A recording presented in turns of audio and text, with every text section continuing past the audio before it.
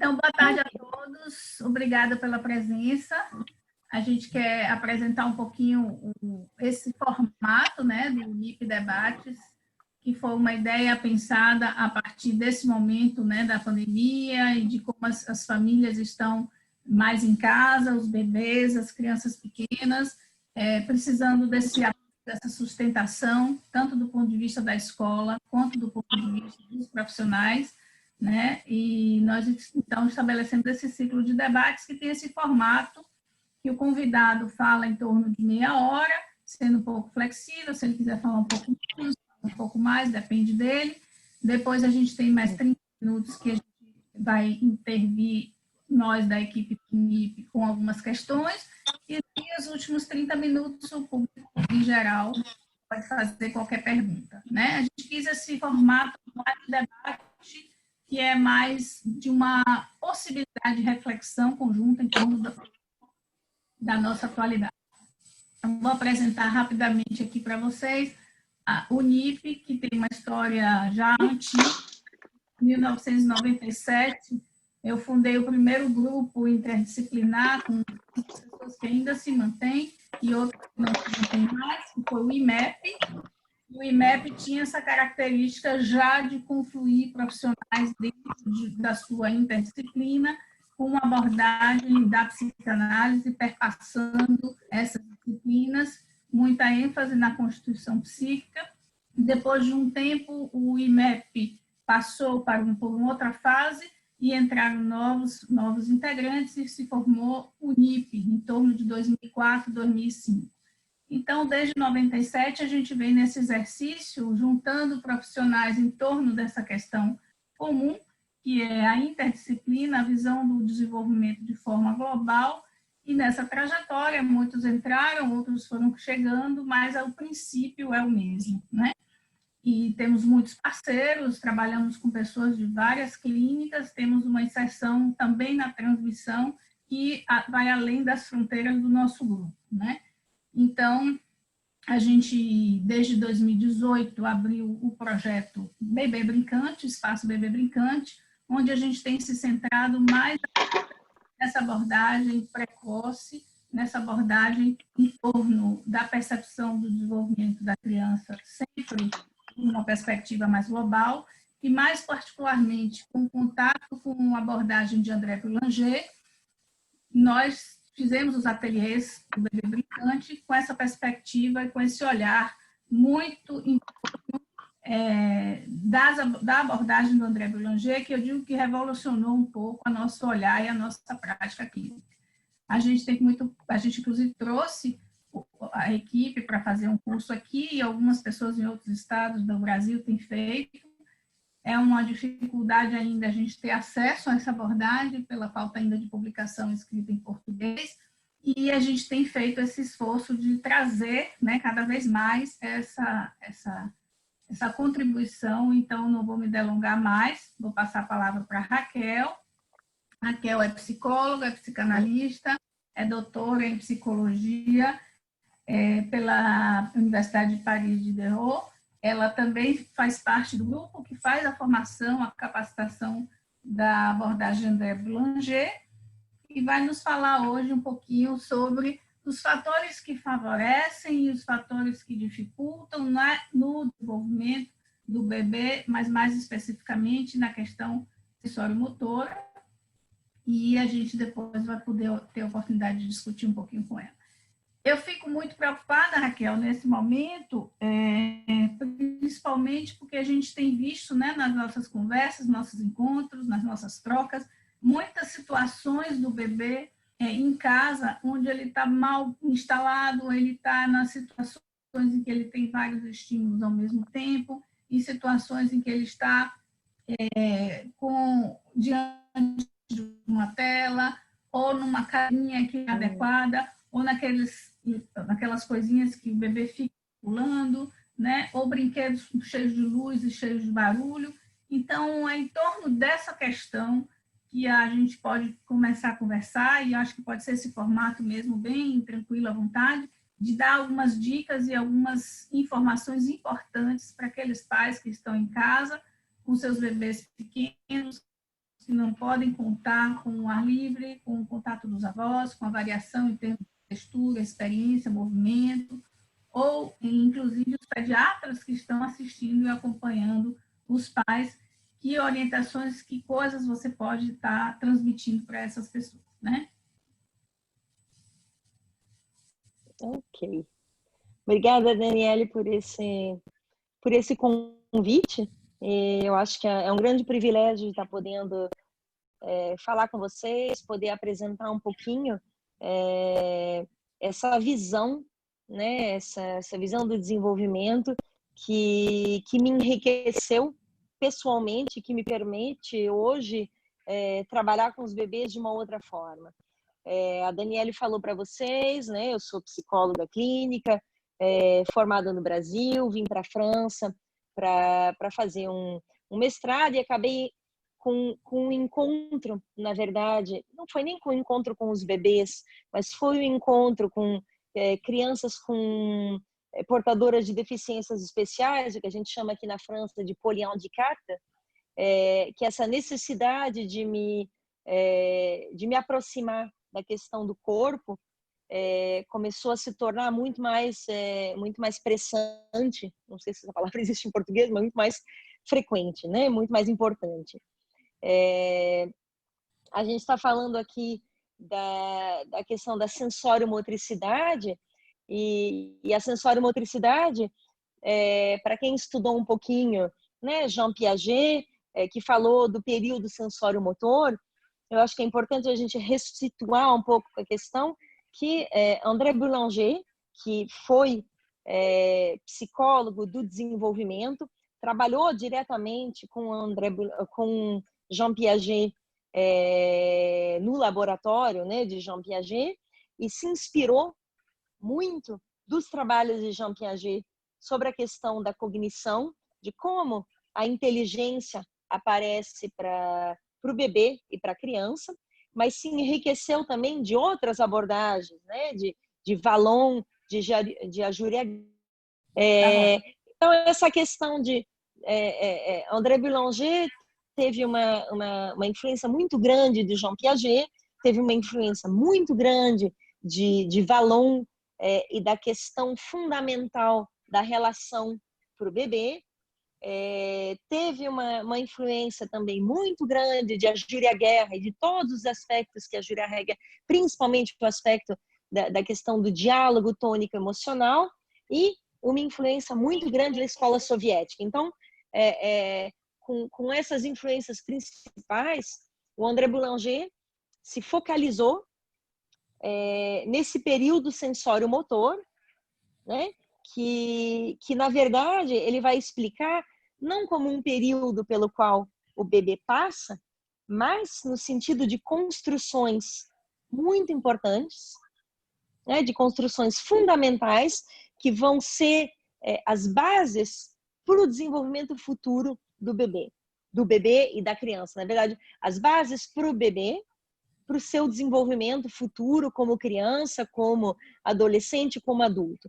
Então, a sensório-motricidade e o desenvolvimento sensório-motor são hoje uma área de estudo que eu acredito fundamental para entender um grande número de problemas que crianças, jovens, adolescentes, adultos e mesmo pessoas idosas possam ter.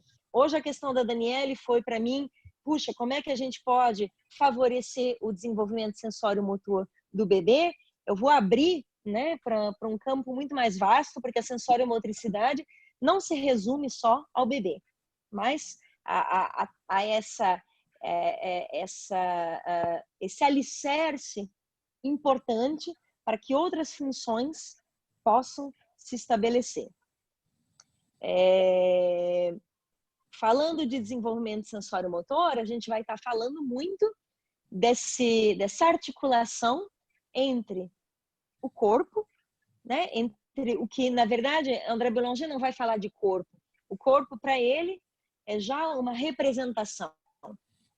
Então, ele vai falar do organismo, que é um objeto material como outro, né, qualquer do nosso meio. Quer dizer, aqui a minha cadeira, né, que tem essa madeira dura, é um objeto material. O corpo, o organismo do bebê, com todos os sistemas que fazem parte desse organismo, vão estar em jogo justamente para essa construção. E essa construção vai acontecer a partir das interações que o bebê vai ter com os objetos ao torno dele, né, em torno dele. Esses objetos são objetos materiais, o duro, o mole, a luz forte, o vento forte, a voz, o barulho, tudo isso faz parte de objetos materiais, mas a gente também vai estar falando de todos os objetos sociais, o meio humano do qual o bebê faz parte. Então, essa articulação entre o organismo do bebê, o meio físico e o meio humano do bebê, que vai permitir que essa construção aconteça.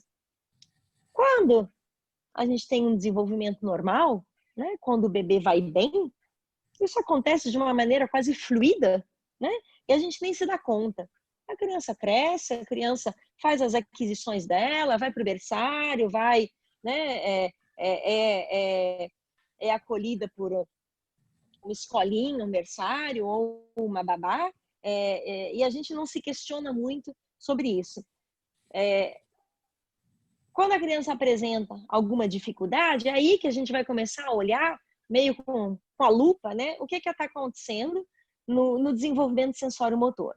Eu chamo a atenção para o que a Daniele falou no início, que nesse período de confinamento, o ambiente, o meio físico e o meio humano do bebê vai estar sendo modificado. Né? O meio físico do bebê que está confinado, né, na quarentena, em casa, sem poder ter acesso a outras solicitações, outras coisas que vão enriquecer as experiências do bebê, mas também todo esse meio humano que vai estar sendo afetado pelo confinamento, pelo cotidiano que né, complicado, não podendo, como é que se diz, beneficiar de todo o exterior, de poder beneficiar do contato com outras pessoas, com outros lugares. Então, isso acaba sendo um momento muito particular e que pode trazer algumas dificuldades ou consequências mais importantes no desenvolvimento do bebê. O que mais é importante de se saber? Esse desenvolvimento sensório-motor se faz a partir das experiências que o bebê vai ter no cotidiano. Como eu falei, essas experiências que vão partir da integração, né, dessa coordenação. A coordenação é uma palavra-chave na obra de André Boulanger, essa coordenação entre o organismo do bebê, quer dizer, o equipamento biológico que ele tem, coordenando-se com o meio físico, né, tudo que está em torno do bebê, como não só objetos físicos, mas tudo que é estimulação, né, som, luz, mudanças, né, variações de equilíbrio, pegar no colo, não pegar no colo, tudo que toca o meio físico, né, material, e em conexão com o meio humano, que vai dar sentido a tudo isso. Eu vou fazer um link aqui com uma questão importante, que eu não sou sensório-motricista, eu sou psicóloga psicanalista. Então, todo o aspecto da constituição do pequeno sujeito, para mim, é fundamental. Mas esse pequeno sujeito não é algo que o psiquismo do bebê não vai cair do céu, mas ele vai estar justamente enraizado nas experiências que o bebê vai ter, né, no meio dele, que seja físico, e em interação com o meio humano, que vai dar sentido para tudo isso. O que é importante também de se dizer? Dessas interações do bebê, acho que o que é muito importante de se dizer, tem-se hoje uma pressa, né, de que o bebê faça algumas coisas, de que o bebê seja competente, de que o bebê adquira algumas competências. Isso é uma conversa que a gente teve recentemente, né, com o Daniele, essa preocupação dos pais pelo desenvolvimento, mas sem se dar conta de que o desenvolvimento se faz a partir da exploração que o bebê vai ter com o ambiente dele, que é um ambiente físico e humano. Bérangère tem uma frase que eu acho que é uma das mais importantes para mim, em todo caso, na obra dele. Ele diz: a gente não ensina nada ao bebê, a gente dá sustento, a gente dá apoio. É o bebê que constrói, é o bebê que extrai, né, que tira do ambiente dele o que ele necessita para se construir. Então, o papel do pai, da mãe, das pessoas que estão ao redor do bebê é dar esse sustento. O sustento não se dá pelo monte de brinquedos que estão em volta, o sustento não se dá pela televisão que está ligada, pelo iPad, pelo telefone. O sustento se dá pelas experiências que o bebê vai fazer no cotidiano. Tem uma outra frase que não é do André Bérangère, mas que é muito conhecida aqui na França, que o bebê aprende no chão. O bebê aprende a partir desses apoios, dessas experiências que ele vai fazer no chão. No chão, quer dizer, a partir, né, de tudo que ele vai encontrar no ambiente dele, muito, obviamente, né, seguro para que o bebê não se machuque, não tenha experiências negativas, mas é o bebê que vai extrair justamente do ambiente o que é importante para nutrir, para alimentar o seu desenvolvimento cognitivo. O que mais é importante de se saber? Voltando a essa questão dessa pressa um pouco que os pais têm de ensinar coisas para a criança, qual é o limite justamente entre ensinar e dar apoio? Ensinar e mostrar o caminho. Ensinar e favorecer as experiências sensório-motoras. Acho que isso é uma grande diferença. O que é que a gente pode colocar à disposição de um bebê que está crescendo, e um bebê mês por mês, né? Porque cada momento do desenvolvimento é um momento diferente. Um bebê de um mês, um bebê de 2 meses, de 3 meses, não é igual a um bebê de 15 meses. As experiências são necessariamente diferentes. Mas às vezes eu vejo muitos pais que estão extremamente preocupados com o que a gente oferece. Desculpa, deu uma cortada aqui do meu lado. Pronto, né? Tem uns momentos de corte aqui por conta da conexão. O que é importante também, então? Como favorecer o desenvolvimento sensório-motora de um bebê? Colocando ele no chão. Colocando brinquedos, pode ser, mas material à disposição dele para que ele possa experimentar o que é necessário para a sua construção.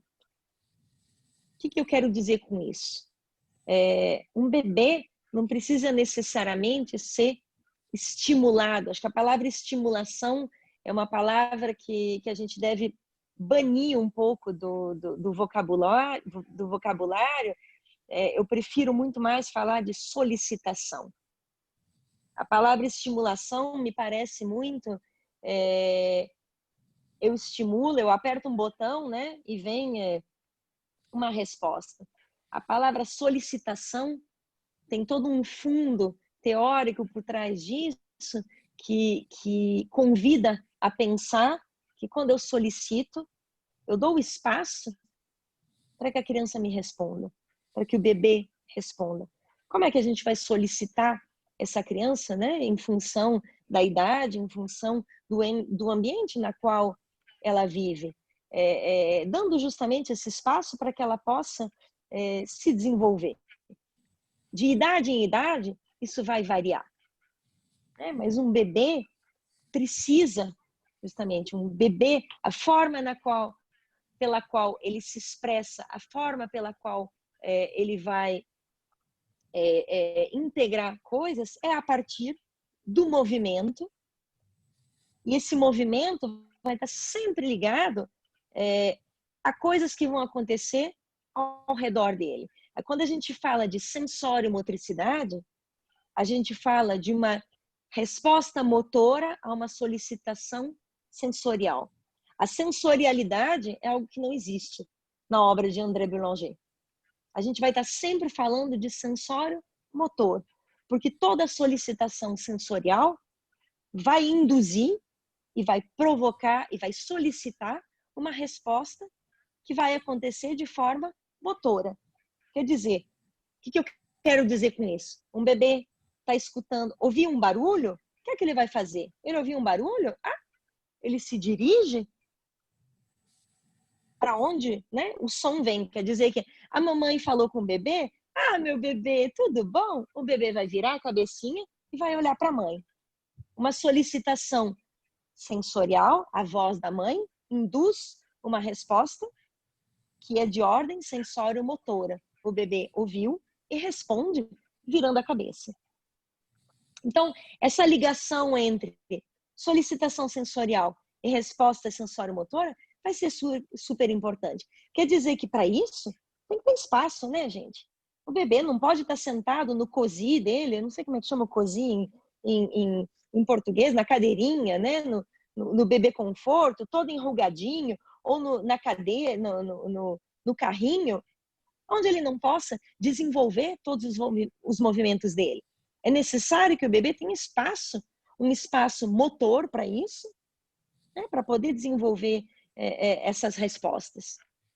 Então, quando a gente fala de confinamento, o que é que eu posso fazer com o meu bebezinho? Eu vou colocar o meu bebezinho no chão.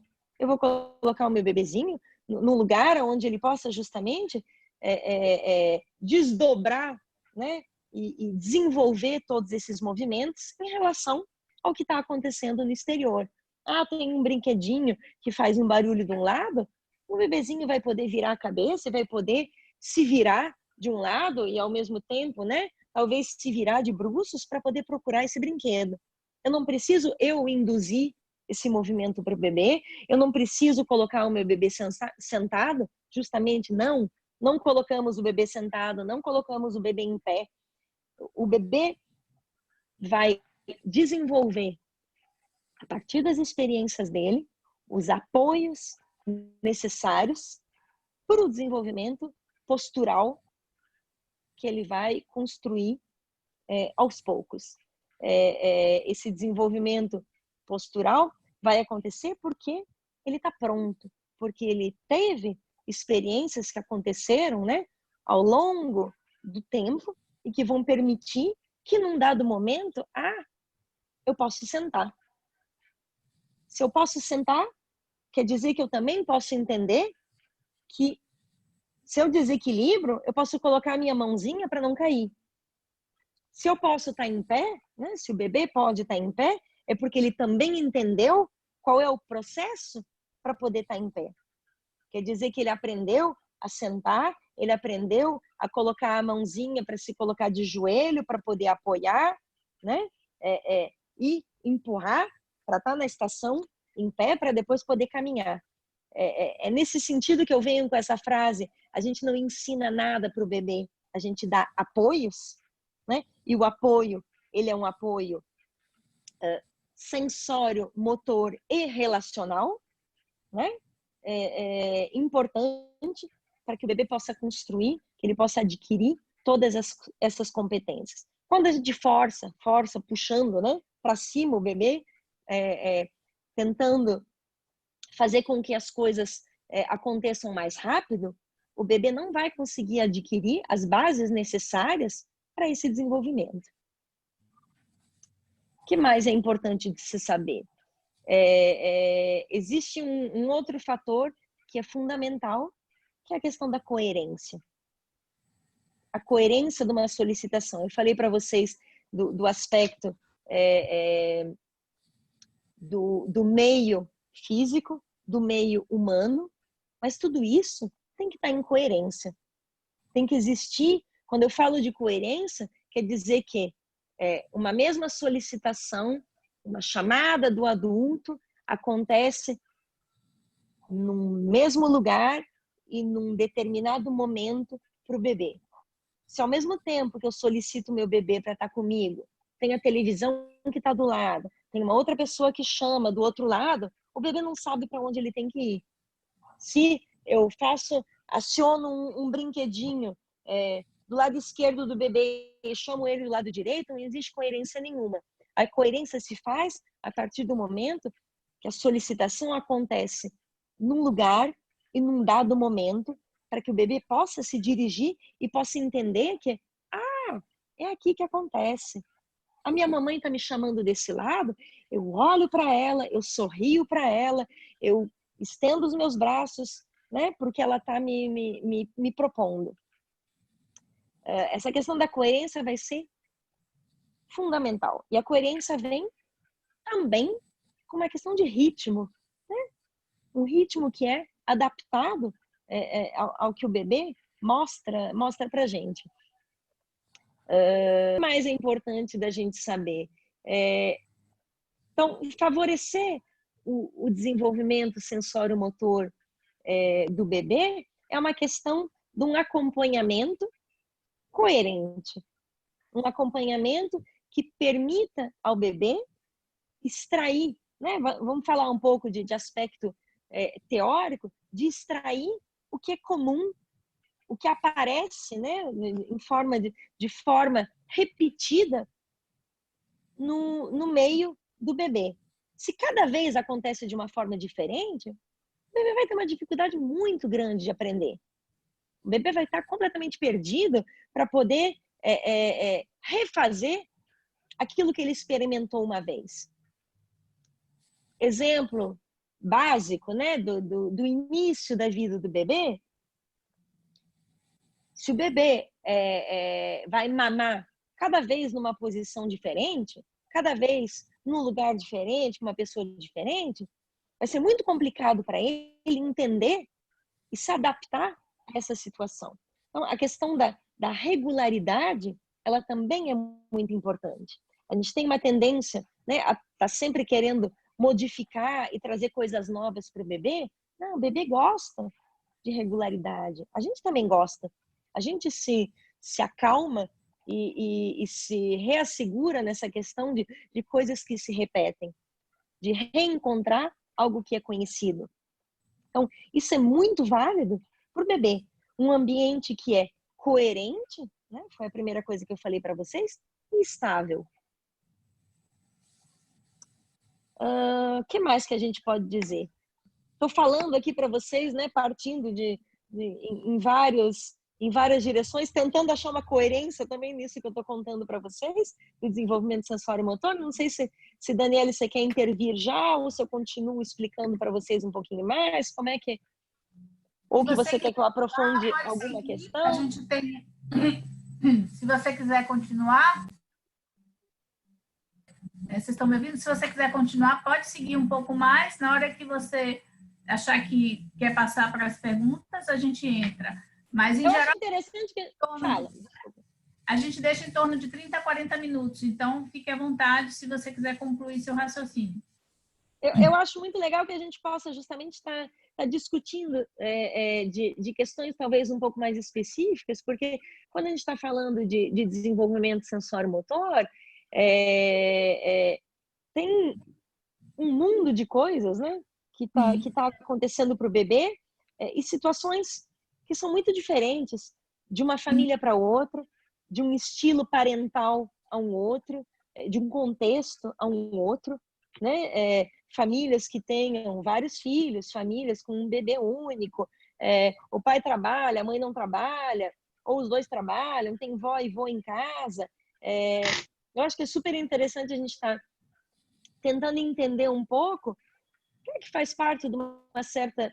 eu não gosto muito da palavra normalidade, mas algo que vai favorecer de uma maneira, né, ordinária o desenvolvimento do bebê, e quando é que a gente vai estar pensando em questões um pouco mais específicas de dificuldade de desenvolvimento. Eu acho que não é o caso hoje da nossa conversa. A nossa conversa é muito mais sobre esse momento específico que a gente está vivendo, né, em termos sanitários nos diferentes países, aí no Brasil, que está ainda, né, muito forte a questão do confinamento. Aqui na França a gente já saiu um pouco, né, já tirou a cabeça do fundo da piscina, né, dá para dizer isso.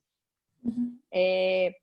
Mas está podendo entender um pouco o que fazer, o que propor, como estar presente para o seu bebezinho em casa, qualquer que seja a sua idade. Eu acho que é legal a gente estar, de repente, se vocês tiverem questões para ir colocando, eu prefiro do que ficar falando, né, entrando em questões um pouco mais teóricas, e eu puxo um pouco para explicar para vocês se for necessário. Então, vamos seguir nosso programa. Eu vou fazer alguns comentários, algumas questões. Monieri, que é a pessoa que vai fazer essa interlocução com você, vai seguir depois a mim, e depois a gente abre para as outras pessoas, tá bom? Joia. Comentar a preocupação maior que eu tenho ao fazer esse seu convite, que é, no Espaço Bebê Brincante, ter tido a oportunidade de receber os bebês com seus pais em ateliês do brincar, e alguns mais específicos, tem hora da papinha, tem corpo em movimento, tem hora do som, vários ateliês que a gente propôs e que vinha com a presença dos pais, e a gente foi constatando o quão os bebês já chegavam, os pais colocavam eles sentados, né? Então, os bebês de 5 meses que ficavam naquela situação sem conseguir um equilíbrio, sem conseguir um deslocamento, sem conseguir organizar a apreensão, para onde vai, sem conseguir organizar esse movimento e nem a interação muito bem. Então, esse é um ponto que eu queria que você pudesse esclarecer e falar um pouco mais, que a gente até fez a postagem, né? Você escreveu para a gente, Bebê Brincante 2019, por que não colocar um bebê sentado? A gente vê, às vezes, nos Instagrams dos pediatras ou em filmes familiares, que eu acompanho muitas crianças e recebo muito filme, às vezes a gente vê o bumbo, que é aquela cadeirinha que parece um piniquinho, né? Na verdade, porque não tem nada para as costas, ela é mais que é para um bebê, inclusive se pode usar, diz a indicação, a partir de 3 meses, e que é uma situação muito recomendada, né? Então, a minha preocupação é muito mais trazer essa informação aí, tanto para pais quanto pediatras, no sentido do que pode favorecer e o que pode desfavorecer. Então, especialmente o sentar é uma questão que eu queria que você desenvolvesse mais, mas não só. A gente vê também em filmes familiares algumas crianças que tiveram as aquisições precoces, mas de má qualidade, então que os marcos, os pais têm ficado mais atentos a isso, com 6 meses senta, com 9 engatinha, com 1 ano tem que estar andando, então já estão colocando o bebê em pé a partir de 6 meses, né? Antes mesmo da criança estar se arrastando, rolando, engatinhando. Então, há uma pressa em favorecer uma aquisição a despeito da qualidade do processo dessa aquisição. Outra coisa que você falou que eu acho bem interessante, que você pudesse também trazer para a gente, é que a gente tem 2 clientelas, né? A gente tem uma clientela privada do NIP Espaço Bebê Brincante, e a gente tem a clientela que é das pessoas que fazem o curso de capacitação ProCIP. Eles fazem um curso que dura 2 anos e passam a atender a população desfavorecida, uma população que já vem triada, digamos assim, com sinais de risco de evolução autística, principalmente através das capacitações que eles receberam do IRD e do PREO. Então, a população de risco que a gente recebe, e a gente tem tido esse desafio de acompanhar esses bebês online, inclusive, em situações bem atípicas, né? Assim, da nossa referência. Então, às vezes, a gente pode estar falando com uma referência, com um ideal, mas a gente tem que se adaptar justamente, eu acho que você traz, isso é muito importante, a como essa família recebe, o que ela compreende, que espaço ela tem em casa. Porque a gente já teve, por exemplo, um bebê que a gente faz uma indicação de ir para o chão e que o chão é de cimento. A gente teve um bebê que a mãe se mudou, foi para uma casa muito pequena, e aí ela me manda vídeos, quando eu vejo ele está num cercadinho. E aí ela diz que é porque o espaço não comporta, é arriscado, tem perigos. Quando eu peço para ela me mandar um geral assim da casa e ver o ambiente, é um ambiente que pode ser adaptado. Então você vê a mudança que é um bebê no cercadinho, depois ela põe um tapete e organiza num espaço com um sofá, e depois esse espaço já está maior, disponível, e depois a criança já está andando, entende? Então, às vezes, tem coisas muito pequenas, são dicas de orientação muito simples, que podem transformar a evolução e o desenvolvimento de uma criança. E, por outro lado, tem muito pequenas que os pais não sabem que estão atrapalhando, podem ter uma interferência nefasta, como o uso de celular, por exemplo. Então, os pontos. Vamos falar um pouquinho, então, Daniele? Eu acho que é interessante, eu vou parar um pouco na tua questão. Vamos falar um pouquinho do que acontece com o bebê no momento do nascimento. Acho que tem fatores, né, fundamentais que vão talvez permitir que a gente entenda um pouco mais como é que o bebê constrói todas essas, o que a gente vai chamar depois de aquisições. O bebê no útero, né, acontece muita coisa já no útero, né, quando ele está na barriga da mãe. Não vou entrar nesse detalhe. Mas o que é importante da gente saber? No útero, o bebê está lá boiando no líquido amniótico, né? O líquido amniótico tem uma densidade que é a mesma do corpo do bebê. Quer dizer que é como se o bebê tivesse, como no filme Gravity, né?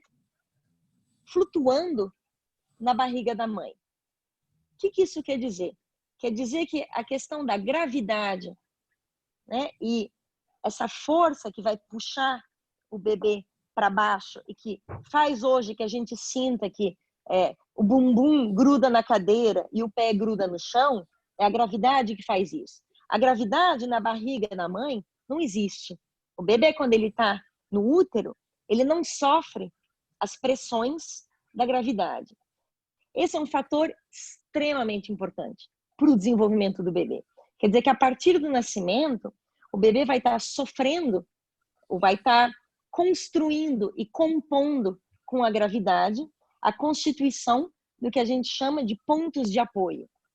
Quer dizer que vai deitadinho no momento do nascimento, o bebê tem uma hipotonia do tronco, quer dizer que ele não pode levantar a cabecinha ainda, né? Todo o tronco tá grudado na superfície na qual ele está deitado, mas os bracinhos e as perninhas vão estar se movimentando em movimentos antigravitacionais, né? Contra a gravidade.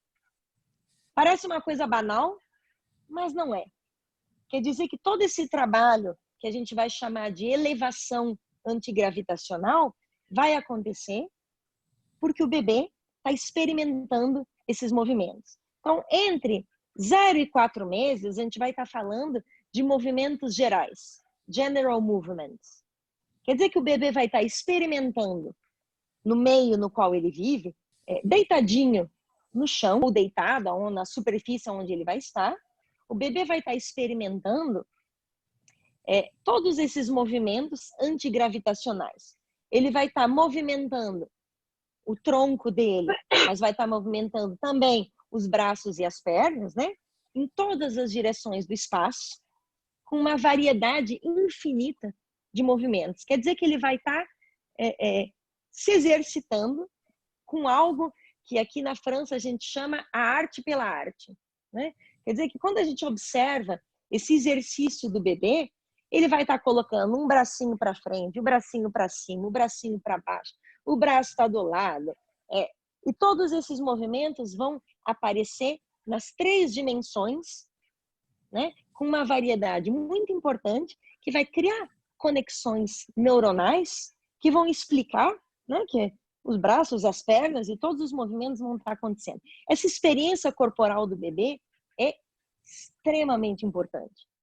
Um bebê precisa se mexer, um bebê precisa experimentar todos esses movimentos para poder constituir, pouco a pouco, os pontos de apoio. Outra questão importante, para poder fazer isso, né, ele tem que estar numa situação, eu falei para vocês, bebê na cadeirinha, bebê no carrinho, é difícil de se movimentar. Bebê numa superfície que é muito mole, num colchão que é muito mole, é muito difícil se movimentar. Pensem vocês fazendo ginástica, né?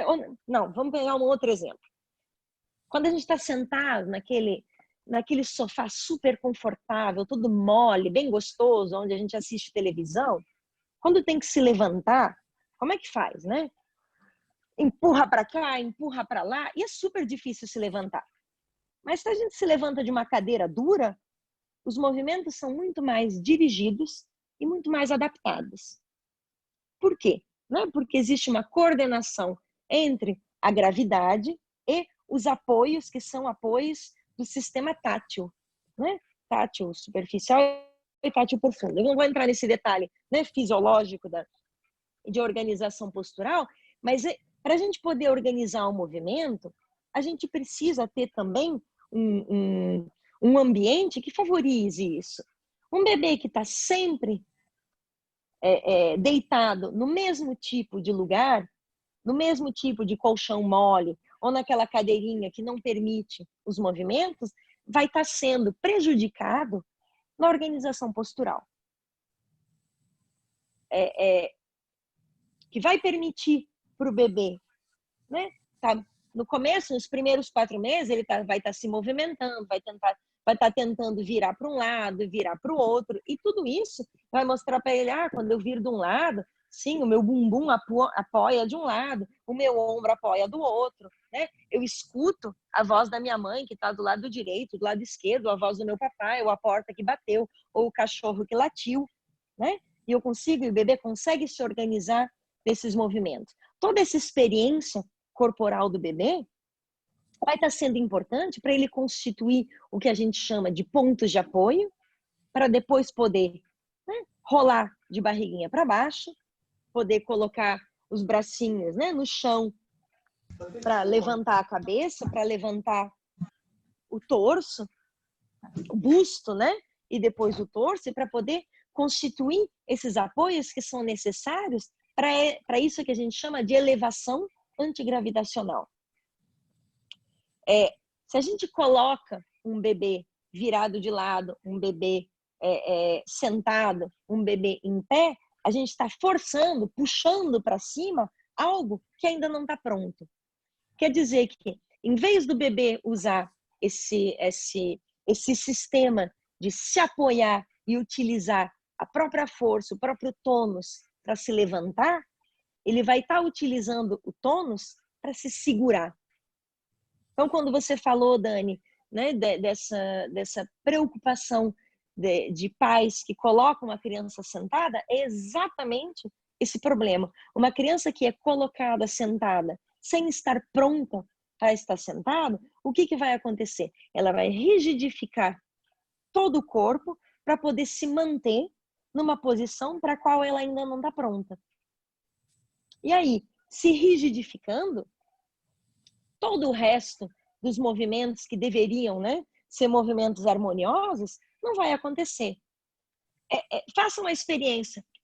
Rigidifica o corpo todo, né? Dá uma contraída no corpo. O que acontece? Os braços se contraem também, as pernas se contraem, não dá para fazer mais nada, né? Não dá para segurar um objeto, não dá para pegar um livrinho, não dá para pegar um brinquedo, colocar na boca. Então, um bebê que é forçado a estar numa posição para a qual ele ainda não está pronto, ele vai poder fazer isso. Mas o custo para ele vai ser muito, muito alto e ele não vai conseguir liberar a motricidade dele para outras coisas. É o que a gente chama aqui na França de double tâche, dupla tarefa.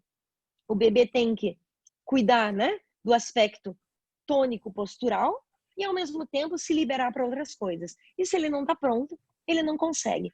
Quer dizer que o desenvolvimento postural do bebê vai ter uma influência muito grande no aspecto cognitivo. Então, parece uma coisa banal, mas não é. Você falou de famílias, né? Das clínicas dos pacientes, né? E do tipo de clínica que vocês recebem aí no NIP, não precisa muita coisa para colocar um bebê no chão. Óbvio, né? Como é que se chama? O cercadinho, né? Que a gente chama aqui na França o parque, o cercadinho para o bebê. Ele vai ser necessário quando a mãe tem que dar, né? Tem que fazer, tem que cozinhar, ou ela tem que cuidar, né? Das coisas da casa. Vai ser necessário e útil em alguns momentos do dia do bebê, mas não o tempo todo. É como o maxi-cosi, né? A cadeirinha, aquela bem apertadinha, que não é o mesmo do bebê conforto. Não sei como é que vocês chamam, eu não estou vendo mais ninguém aqui na minha... Agora eu estou vendo vocês. Não sei como é que chama aí no Brasil. O bebê conforto é aquele que é mais aberto e que não engloba todo o bebê. Tem a cadeirinha, aquela cadeirinha que vai no carro, que a gente chama aqui de maxi-cosi, e o bebê conforto, que é aquela cadeira que é só um apoio para o bebê se apoiar. Esse é muito mais legal, né? Porque permite o bebê mexer os braços, mexer as pernas. A cadeirinha que vai no carro e que às vezes a gente encaixa no carrinho, ela é usada para o transporte do bebê, para a segurança do bebê no momento que ela está sendo transportada no carro ou no carrinho, mas não para deixar o bebê o tempo todo. A mesma coisa, a instalação que você falou, que se chama como é que se chama a cadeirinha que você falou a partir de 3 meses? Bumbo. Bumbo. Bumbo. Que eu fiquei muito assustada quando eu vi um filme sobre isso, né? Porque é muito bonitinho. A cadeirinha, esse bumbo, é isso, Daniele? Isso. Isso. Qual é o problema do bumbo? Né? O que eu consegui ver no último vídeo que você me mostrou, o problema do bumbo, né, é que ele vai estar colocando um bebê de 3 meses que não está pronto para estar sentado numa posição para a qual ele não está pronto. Quer dizer que ele vai estar forçando, em termos tônico-posturais, algo que não é adaptado para a idade dele. Então, por que colocar o bebê sentado nesse momento? É uma questão que eu me coloco. Por que é que os pais têm essa necessidade de colocar o bebê sentado e não simplesmente deixar ele deitadinho no tapetinho dele, brincando?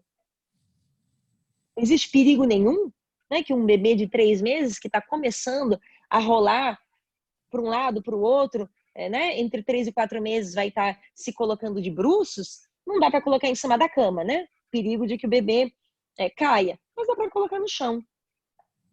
Além do que, né, acabei de falar para vocês, falei um pouquinho para vocês antes, toda a superfície dura permite ao bebê melhor organizar os seus movimentos. É por isso que quando a gente acha aqueles tapetes lindos, maravilhosos, né, cheios de desenhos, 5 minutos depois o bebê já está rolando, né, em cima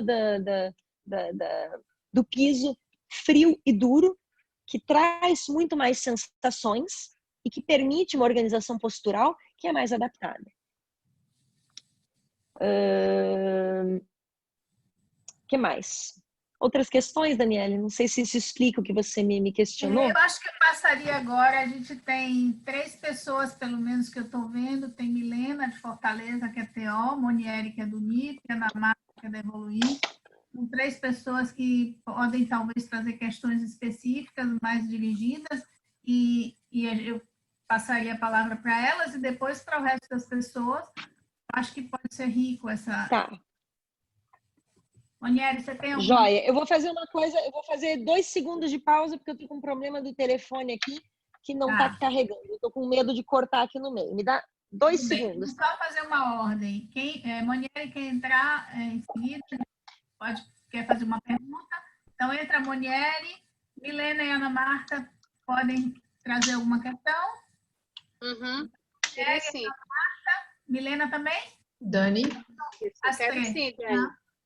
Ok. Dani, a gente tem uma pessoa inscrita, tá? Temos uma pessoa inscrita para falar, Fabiane. Tá, é estender. porque a gente não passou ainda para a parte do público, estamos ainda Ok. na parte do debate, tá? Então, a gente está Tá, só nessa parte do debate, tem eu, é em função você, do horário mesmo. isso. Então, eu estou escrevendo Pronto. ainda na parte da temática específica, Monieri, Ana Marta e Milena. Em seguida, a gente vai seguir, aí você segue a ordem das outras pessoas por ordem de inscrição, tá? Pronto. Fabiane, por exemplo, é a primeira da fila. Pronto. Diga, Monieri, qual é seu comentário, sua questão?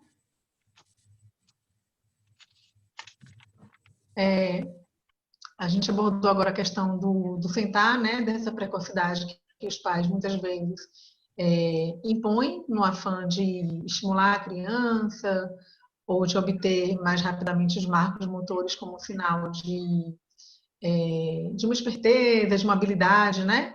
E os comprometimentos disso. E aí eu queria que você abordasse um pouco também a questão do engatinhar, porque nós vimos, inclusive, colegas profissionais da fisioterapia falando que, ok, né, pular um pouco essa fase. A gente sabe o quanto é importante, quantas vivências são promovidas pelo brincar. E muitas vezes as famílias, elas também acham que o ideal mesmo, ok, não engatinhar e passar de sentado, de arrastar para o de pé logo, né? Que é a maior ansiedade, que as crianças possam andar, né? Olha, andou com 9 meses, andou com 1 ano, né? E muitas vezes estão pulando etapas importantes e o que compromete mais para frente o desenvolvimento das crianças. Então, eu queria que você falasse um pouco sobre isso para complementar, porque a gente tem muitos profissionais aqui, que a gente pudesse abordar um pouco isso e falar da minha felicidade, né? De ver uma psicóloga falando tão bem sobre a questão desse desenvolvimento, né? Eu acho que para todo profissional isso é uma contribuição muito importante para quem trabalha com bebê, enfim. Obrigada por essa questão. Acho que é super importante, justamente, obrigada por ter salientado, né, o fato de ser psicóloga falando de desenvolvimento corporal, porque a gente às vezes esquece, né? Tem um risco, né, para os psicólogos, psicanalistas, de focalizar muito no aspecto relacional e emocional e esquecer um pouco, né, o que é que enraiza a criança no mundo, que é o corpo, né? Então, sem querer puxar para um lado ou para um outro, hoje eu estou aqui para falar de sensório-motricidade, talvez num outro momento eu venha falar de outras coisas, mas essa conexão, essa coordenação, esse laço entre os dois é fundamental. Falando da questão de engatinhar. Gente, engatinhar é fundamental. Não quer dizer que a criança que não engatinhou vai ter necessariamente 1000 problemas? Não. Mas é um marco extremamente importante no desenvolvimento da criança. Eu tenho o costume, nas minhas terapias, quando eu encontro uma família pela primeira vez, de perguntar um pouco como é que foi, né? Como é que aconteceu com o seu bebê? Como é que ele se desenvolve, né? E uma das questões, ele engatinhou? Ou ele engatinha? Às vezes os pais não lembram, às vezes, né, eles, não, ele andou direto, às vezes eles, né, não vão dar muita importância. Mas por que essa questão do engatinhar é extremamente importante para o desenvolvimento do bebê? O engatinhar é um momento no qual a gente vai ver essa coordenação múltipla no corpo do bebê entre a parte de cima e a parte de baixo do corpo, né? Que acontece por conta do quadril. É o quadril que vai fazer a ligação entre a parte de cima e a parte superior e parte inferior do corpo, e que vai acontecer uma coordenação que é cruzada, né? Entre uma perna e a outra, né? Tô tentando aqui mostrar os movimentos para vocês, mas os movimentos são alternados. Quer dizer que braço direito e perna esquerda vão estar se coordenando e vice-versa. Quando a gente olha um bebê engatinhando, existe essa alternância. Quer dizer que, né, o cruzamento entre parte superior, parte inferior do corpo, direita e esquerda, está acontecendo. Então, é um momento fundamental para o desenvolvimento do bebê e que vai trazer, que vai marcar justamente no desenvolvimento neuronal, neuromotor do bebê, vai trazer coordenações fundamentais que vão ser utilizadas depois para outras aquisições, fundamentalmente a escrita. Né? A escrita tem muito a ver com a questão da coordenação entre parte de cima, parte de baixo do corpo, parte esquerda e parte direita. Então, parece banal, mas não é banal. Uma criança que se desloca sentada, né, no chão e dando saltinhos com o bumbum, não é a mesma coisa que uma criança que experimentou esses movimentos alternados. Então, é super importante que a criança possa passar por essa aquisição antes de poder estar em pé. É o que vai permitir também que a criança, né, de joelhinho no chão com as duas mãos, alternando essas duas mãos, possa, num dado momento, liberar uma, né, tá de joelho no chão, engatinhando, libera uma mão, pega um objeto, quer dizer que todo o outro lado do corpo vai servir de apoio, libera a outra mão, segura com o resto do corpo, libera as duas mãos, ficando de joelho, coloca um joelhinho para cima, né, que a gente chama a posição do cavaleiro servante, né, não sei como é que chama em português, para poder se levantar.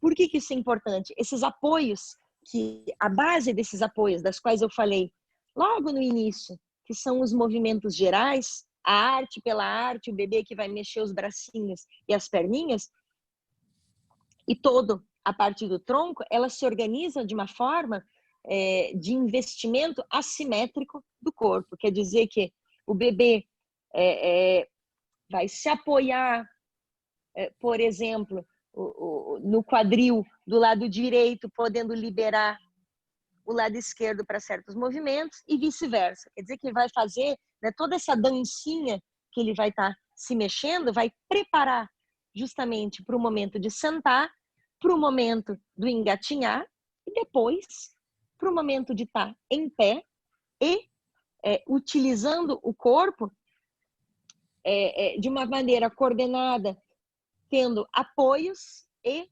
tendo movimentos mais finos. A escrita é um exemplo super importante disso, quer dizer que uma mão e uma parte do corpo vai servir de apoio para que a outra se libere para escrever. Um bebê que não experimentou esses dois lados do corpo dessa forma que eu estou falando de tonicidade diferente, a tonicidade ela vai se distribuir a partir dessa experimentação que o bebê vai ter, né, nos seus movimentos, e ela vai ser necessária para todas as aquisições futuras. Eu estou falando da escrita, porque é algo fundamental, né, que vai seguir pelo menos 10, 15 anos da vida da criança, mas também tudo que é movimento coordenado para vários esportes, para movimentos mais específicos. Então, o engatinhar é um marco essencial do desenvolvimento.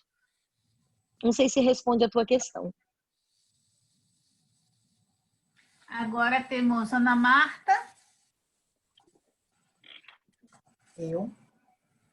Boa tarde, um prazer estar Boa aqui. Boa tarde. Vindo uma psicóloga, né, falar, estou acostumada com o Daniele também falando de sensório motor. E assim, eu trabalho com integração sensorial, né, e eu acho que é fundamental essa troca, né, se a gente sabendo que as questões sensoriais, o desenvolvimento sensorial, peraí, rapidinho que ligaram aqui o negócio. Tem a ver com o emocional, né, se a gente pensar o sistema tátil é dominantemente emocional, né, então é um sistema que a gente depende dele para o emocional, e o emocional também depende, né? é uma conversa aí que são completamente dependentes um da outra. Então, acho que é bem importante a gente estar com essa visão, né, mais global do sensório-motor, não só do corpo, não só da emoção, né, o quanto isso influencia no outro. Você falou de questões bem interessantes, né, que a gente acaba percebendo muito isso nas crianças um pouco maiores que a gente avalia, né, e que a gente trata, como essas questões, né, da somatodispraxia, das questões sensoriais, da falta do engatear, né, interfere no desenvolvimento dessa criança, né? Então, a falta como engatear envolve o sistema ocular, vestibular, né, proprioceptivo, da percepção do corpo, e como isso influencia em atividades diárias, né, de se vestir, né, de atividades cotidianas, né, de escrever, de se vestir, de andar de bicicleta, né, e isso é uma coisa que a gente tem visto que os pais têm atropelado bastante, né, o engatear, que é botar logo em pé, né, o sentar, o aprender a escrever, a ler, né, todo mundo quer que os filhos aprendam a ler e falar inglês desde bebê, né, então, assim, o mundo está muito rápido, né, para os bebês, e eles precisam de alimento sensorial, né, que eu acho que os estímulos sensoriais são alimentos para um bom desenvolvimento sensorial, motor e cognitivo e emocional. Então, uma coisa que eu fiquei curiosa, assim, é de saber, a gente percebe muitos sinais no bebê de alterações sensoriais, né, que podem ser identificadas bem do bebezinho e que a gente pode, de alguma forma, intervir nisso, né? E aí eu fiquei curiosa de saber se vocês têm algum tipo de padrão ou avaliação para identificar, né, essas características mais sensoriais mesmo que o bebê pode apresentar, sensoriais, motor, né, porque a gente sabe que os marcos do desenvolvimento, eles são muito assim, né, sentar, engatear, mas quando a gente vai fazer uma avaliação mais sensório-motora, pensando nessas disfunções sensoriais, a gente pensa muito mais numa qualidade, né, do que necessariamente no marco, né, na posição.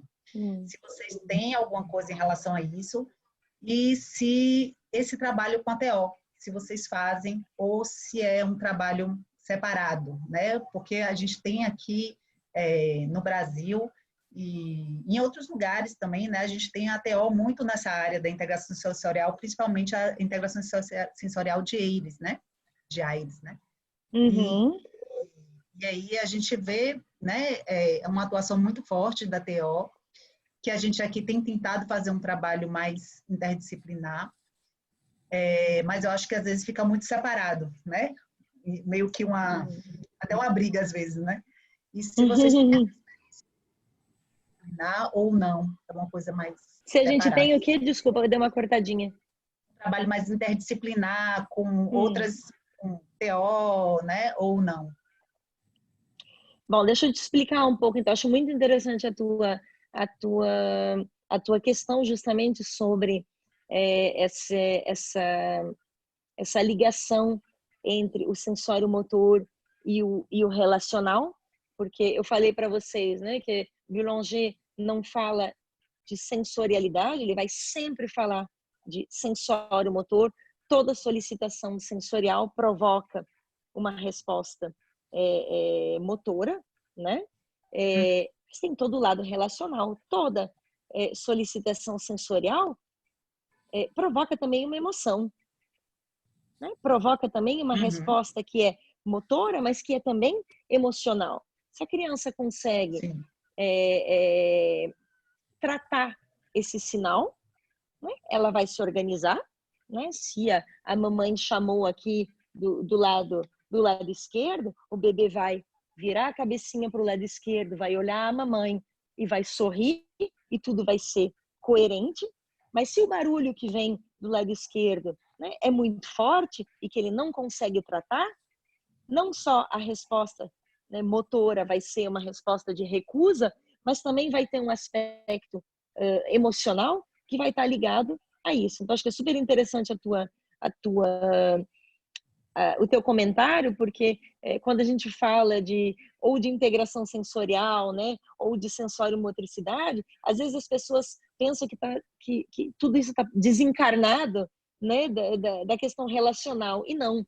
Né? Às vezes a gente precisa ser um pouco mais técnica nas palavras que a gente está usando, mas de forma nenhuma, e muito pelo contrário, né, a gente vai excluir todo esse aspecto relacional. A segunda parte da tua questão é como é que funciona aqui na França. Então, a formação, né, o curso de integração sensorial, ele é exclusivo para ergoterapeutas, né, que são os terapeutas ocupacionais no Brasil. Quer dizer que outras profissões não têm o direito, não têm a possibilidade de fazer essa formação. Aqui na França, então, a gente, né, tem os cursos de integração sensorial segundo Jane Eyres, e Boulanger, né, que foi psicólogo de desenvolvimento, que trabalhou muito com psicomotricistas. Não só, né, porque a formação da sensório-motricidade, segundo, né, a teoria de André Boulanger, ela é aberta não só para psicomotricistas, mas, né, psicólogas, eu fiz, né, médicos, fonoaudiólogos, fisioterapeutas, então é uma formação muito mais aberta. Em termos de tipo de avaliação, a gente tem o que a gente chama o bilan sensorimoteur d'André Boulanger, donc a avaliação sensório-motora de André Boulanger, que exige uma formação de 2 anos, né, com critérios muito específicos para a validação dessa formação, e que é uma avaliação específica dos aspectos sensório-motores, cognitivos, relacionais e posturais, né, da criança. Um outro tipo de ferramenta que é bastante usado aqui na França é o perfil sensorial de Dunn, D-U-N-N, vocês usam também, né? Mas que acaba sendo, dependendo do profissional que utiliza essa ferramenta, acaba sendo um tipo de avaliação no qual a gente vai só marcar X, né? Faz, não faz, e que aí o que é que a gente tira desse catálogo, né, de sintomas.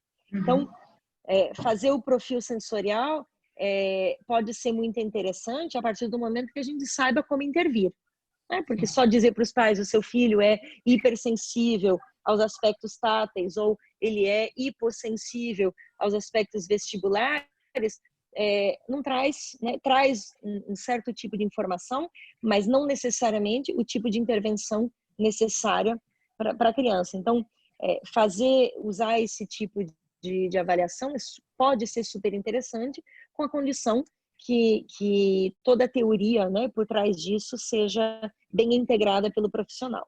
E o perfil sensorial hoje ele é muito mais, ele é utilizado também por psicomotricistas e às vezes mesmo tem alguns psicólogos e neuropsicólogos que utilizam. Sobre a questão da articulação do trabalho entre diferentes profissionais, é algo que, dependendo do lugar onde se trabalha, vai ser muito mais simples ou menos simples. Então, por exemplo, os tipos de instituições e de organismos que vão ser especializados em problemas neuromotores, né, que estão muito mais ligados com essa questão do corpo. Então, por exemplo, crianças prematuras vão passar por um circuito que é o circuito do CAMS, Centro de Ação Médico-Social Precoce. E nesse tipo de organismo existem neuropediatras, pedopsiquiatras, psicólogos, fonoaudiólogos, psicomotricistas, ergoterapeutas, fisioterapeutas que vão trabalhar em conjunto. A dificuldade fica um pouco mais, né, de crianças que não têm um marco corporal que seja mais evidente. Por exemplo, né, crianças que têm sinais precoces de um problema de desenvolvimento, mas que aparece muito mais na questão da interação então o corpo vai acabar ficando um pouco de lado. Então, existem iniciativas que são muito mais de grupos de psicanalistas ligados a psicomotricistas, muito menos os ergoterapeutas, né, que são os terapeutas ocupacionais, eles não estão muito implicados nesse trabalho, mas são iniciativas de grupos como o grupo que vocês conhecem, de Marie-Christine Lasnik, que trabalha com Muriel Chauvet, que trabalha, né, Daniele, que vai trabalhar com Dorota Chadzanski, com Eveline Camaret, comigo, né? Então, acabam sendo grupos um pouco mais, eu não digo fechados, mas restritos na amplitude e no grupo que eles vão atingir. Não sei se responde a tua questão. Sim. Eu só queria completar uma coisa que eu acho que os transtornos, né, disfunções sensoriais, elas são muito delicadas, assim, de se ver no bebê, né? Então, assim, passa muito desapercebido. E eu acho que é fundamental a gente ter alguns indicadores para os pediatras, né? Que a gente percebe muito crianças com disfunção sensorial, que não necessariamente estão dentro do espectro ou ter alguma, né, algum CID, né? Mas tem uma alteração sensorial que é importante, que acaba trazendo uma dificuldade motora, uma dificuldade na escrita, uma dificuldade na relação com o outro, né? E muitas vezes até nessa coisa do comportamento, né? Então, crianças com reatividade que são mais agressivas, não pelo comportamento porque são agressivas, mas porque aquele tato é difícil para ela lidar com aquelas situações. E eu acho que é muito difícil dos pediatras identificarem isso num bebê, e os pais também identificarem isso num bebê. Então, por exemplo, aí é uma encomenda que já está feita, viu, Ana Marta? Essa encomenda já está feita, já está planejada, isso vai chegar, né, Raquel? Isso vai chegar. E tem coisas muito simples, não, Ana Marta? Eu tenho toda a razão de falar, porque tem às vezes coisas muito simples. Por exemplo, quando você pega o bebê do berço, coloca ele nos braços, o bebê chora, né? A variação vestibular, né? É um aspecto sensorial. A mudança de posição faz com que um bebê chore. Esse é um indicador, né? A criança tirou do banho, saiu da água, né? Tá indo pro ambiente aéreo, ou ao contrário, tirou a roupinha, chora, né? É um outro indicador. São coisas, às vezes, super sutis, mas que os pais têm essa fineza e que, às vezes, eles não conseguem explicar muito bem o que acontece. Quando eu pego meu bebê nos braços, ele é todo mole, né? Não se ajusta direito, não se adapta direito. Ou então, nossa, que bebê mais rígido, né? Não consigo. Essa é uma questão que eu sempre pergunto aos pais. Como é que é carregar o seu bebê? Como é que ele se aninha nos seus braços? E muitas vezes eu vou pedir autorização para os pais, posso pegar seu bebê no colo? Porque às vezes é interessante sentir como é que é, né? Que não é uma questão só relacional, não é só porque a mãe está deprimida, não é só porque, né, o pai está com problema, está preocupado, está angustiado, não. É uma questão do corpo do bebê que não se ajusta. E esse ajuste são justamente aspectos sensório-motores que estão aparecendo e que justamente tem uma série de indicadores que a gente vai poder, né, imaginar, que ligados justamente ao tato, ao contato, né, com todo o corpo do bebê, mas também aos aspectos auditivos, né? O bebê escuta um barulho muito forte, vai se desorganizar completamente, aos aspectos vestibulares, né? Vai mudar de posição, vai ter refluxo porque mudou de posição, ou então vai chorar.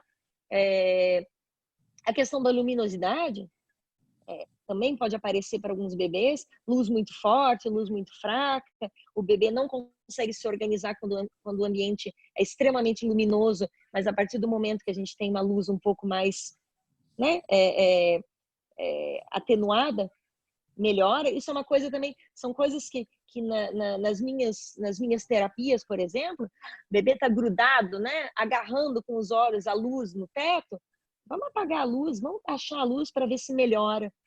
E justamente todos esses pequenos, que parecem pequenos detalhes, que para a gente dá conta muito bem, para um bebê que tem dificuldade, que não necessariamente vai estar justamente, como você falou, numa via de grande problema de desenvolvimento, mas são detalhes que vão fazer uma diferença muito grande depois na forma como a criança vai se organizar no mundo. Vamos passar então para a Milena e logo em seguida a Fabiane, que a gente já está chegando no final e a gente encerra o nosso encontro. Que todo mundo queria que ficasse mais, tenho certeza absoluta. Mas meia-noite daqui a pouco para você, né, Raquel? É, né? A gente tem que Mas estou respeitar adorando, o horário muito bom dela. conversar com vocês. Milena, sua pergunta?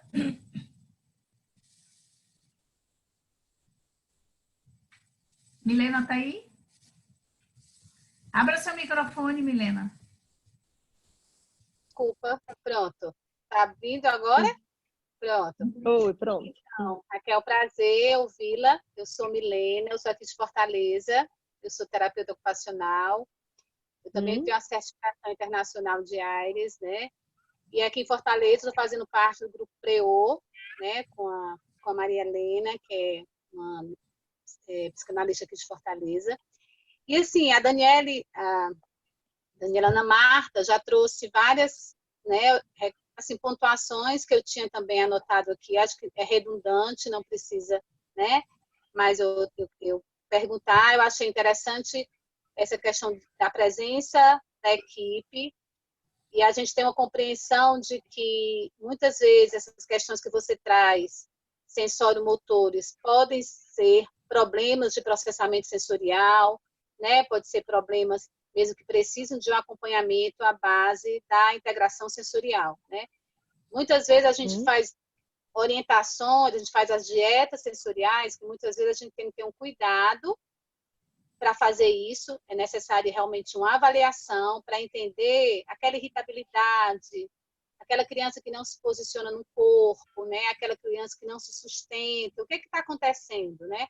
A gente pode até, como você falou, assim, diminuir a luz. Às vezes isso funciona, mas muitas vezes não. Precisa entender porque aquela criança está hiper ou hiporreativa, né? Alguma situação. Mas eu queria te perguntar, nesse momento de pandemia,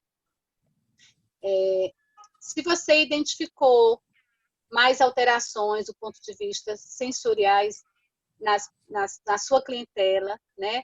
Você fala de um ambiente coerente, instável, né? Mas nesse momento de Covid, né, eu estou fazendo teleatendimentos, eu vejo quanto esse ambiente deixou de ser coerente, esse ambiente deixou de ser instável, enquanto essas crianças realmente começaram a apresentar um aumento de irritabilidade, mudaram suas rotinas, se tornaram com demandas diferentes, novas que surgiram.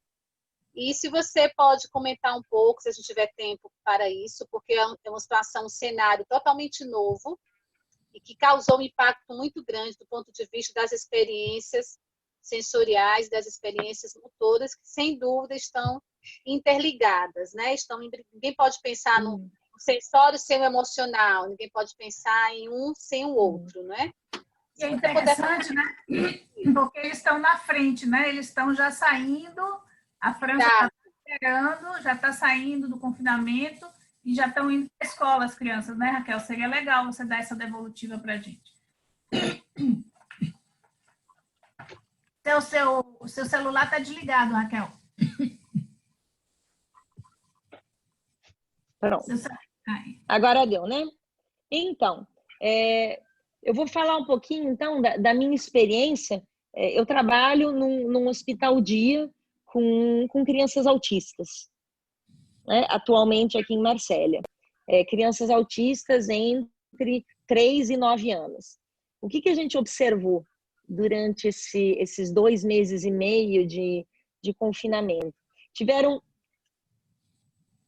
grosso modo, né, 2 situações diferentes.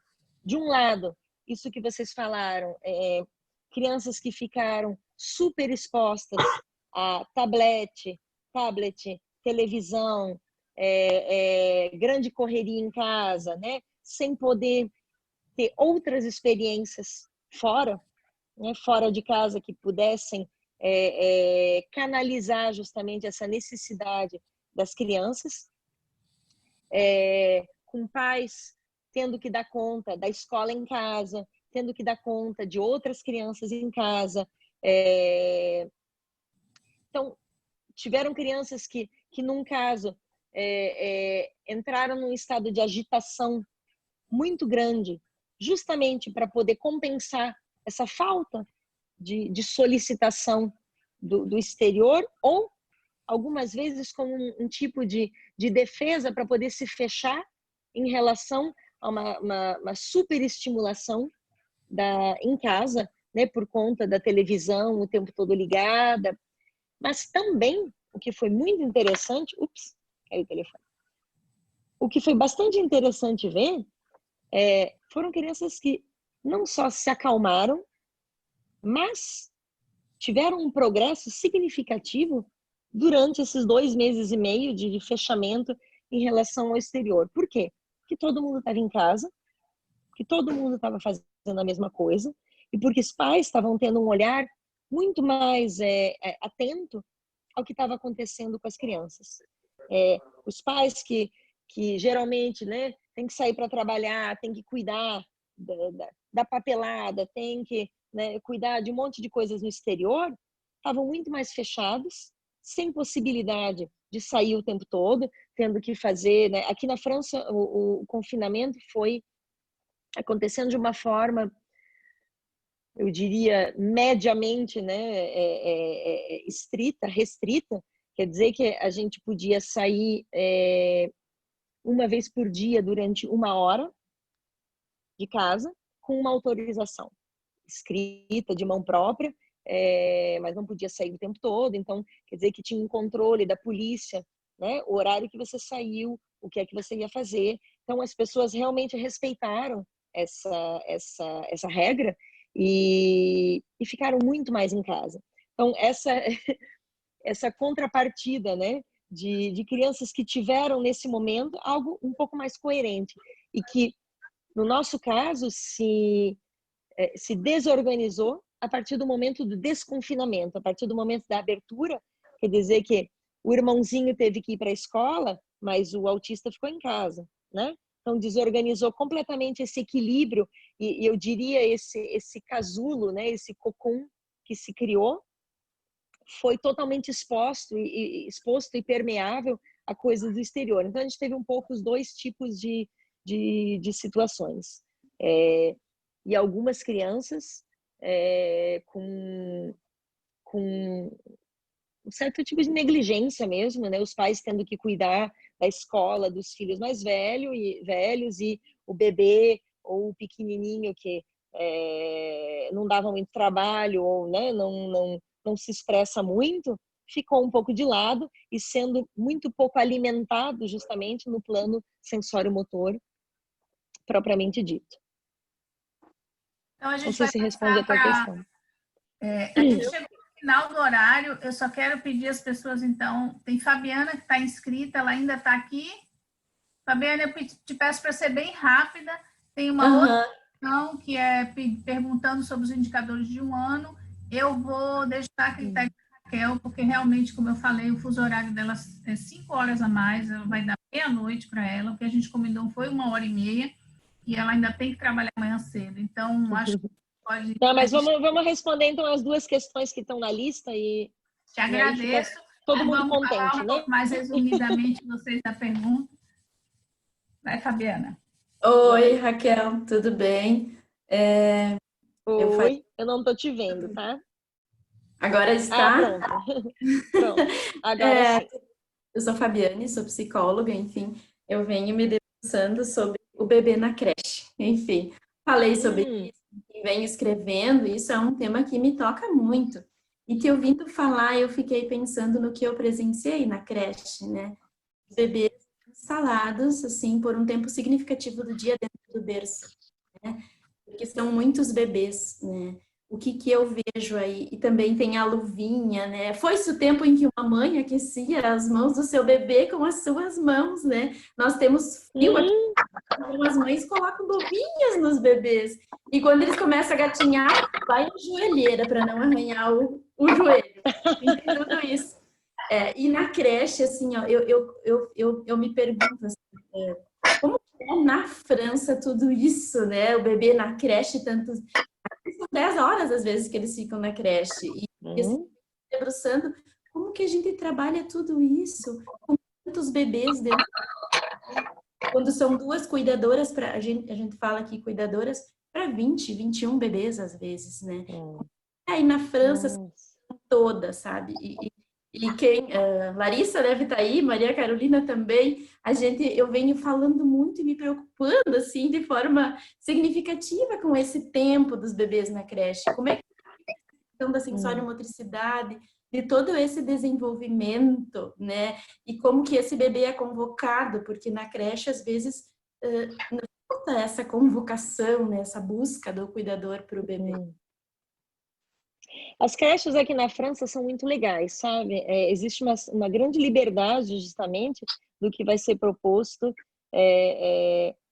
para os bebês. Na verdade, o que vai ser proposto é que o bebê possa explorar o meio, né, no qual ele vai passar o dia, claro, tendo pessoas mais ou menos disponíveis. A gente sempre vai ter esse problema da quantidade de adultos para o número de crianças. Eu não sei te dizer exatamente qual é a proporção, mas eu acho que são 5 cuidadoras para 20 crianças. Nossa! Eu não quero te dizer besteira, tá? Mas eu posso me informar melhor para te dizer de uma maneira mais correta isso. Mas, por exemplo, essa história, a luvinha, não existe aqui na França. Não se coloca luvinha, não se coloca joelheira, criança fica no chão mesmo, brincando, coloca brinquedo na boca. E existe, talvez a diferença da creche no Brasil e na França, é que a creche aqui na França está muito ligada ao sistema de saúde e não ao sistema educativo. Quer dizer que numa creche a gente vai sempre ter um médico pediatra, psicóloga, enfermeiras que vão estar tomando conta desses bebês. Uma creche não é uma escola, não é uma escolinha. E isso é algo que muda fundamentalmente o olhar que a gente vai ter sobre o bebê. Porque quer dizer que não é um lugar de aprendizagem, né, de ensino, mas é um lugar de experiência. E para alguns pais, né, e é muito interessante isso que você disse, porque eu tive algumas crianças, filhos de pais sul-americanos, que falam, mas né, na Argentina, na Colômbia, não, a gente ensina, tem uma babá que cuida, que ensina as coisas. Não, aqui na França existe talvez um pouco mais de respeito ao pequeno bebê que está se desenvolvendo. Eu acho que é muito legal. Não é ideal, né? Tem muita coisa que está longe do ideal, mas eu acho que tem uma grande diferença, uma diferença fundamental em relação ao Brasil. Obrigada. Então, a última é essa, se você teria os indicadores de um bom desenvolvimento para um bebê de 1 ano. Uma pergunta. Bons indicadores para um bebê de 1 ano.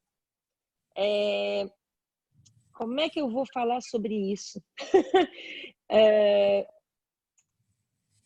Acho que uma ideia importante é não a ideia de 1 ano, mas é uma ideia de processo. É óbvio, né, que a gente vai estar sempre guardando na cabeça mais ou menos quais são as idades, né, nas quais algumas aquisições devem acontecer. Isso é super importante, né? Para isso, a caderneta de saúde está marcada, né? Que idade a criança mais ou menos tem que estar se virando de barriguinha para cima, para baixo, está sentando, está engatinhando, está caminhando. E a margem, ela é bem grande. Quando você fala de indicadores, são indicadores quais, né?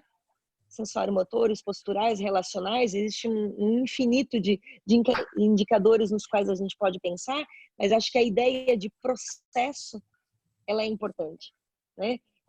Às vezes a gente pode pensar, por exemplo, numa criança que está quase com 1 ano e meio e que ainda não anda, mas que tudo está no lugar para que daqui a 1 mês ela ande.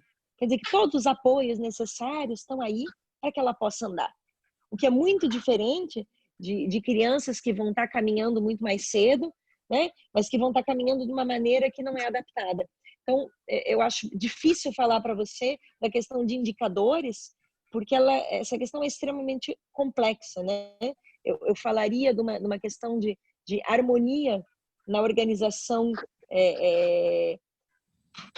sensório-motora e tônico-postural da criança, mas aí eu teria que fazer um curso inteiro, né, sobre o que são esses indicadores.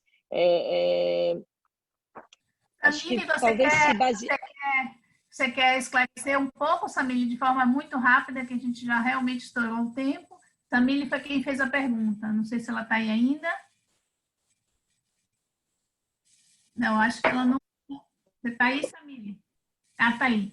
Você quer esclarecer qual é a sua questão? Samile vai falar.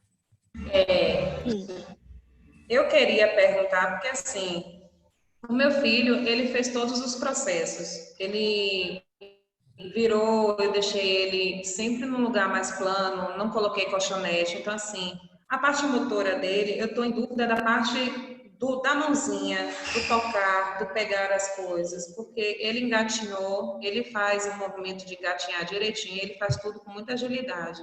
Andar também com bastante agilidade, ele já está correndo. Só que, assim, eu tenho colocado ele para tomar banho em pé. Eu não sei se eu estou forçando muito, mas eu vi que ele consegue se equilibrar.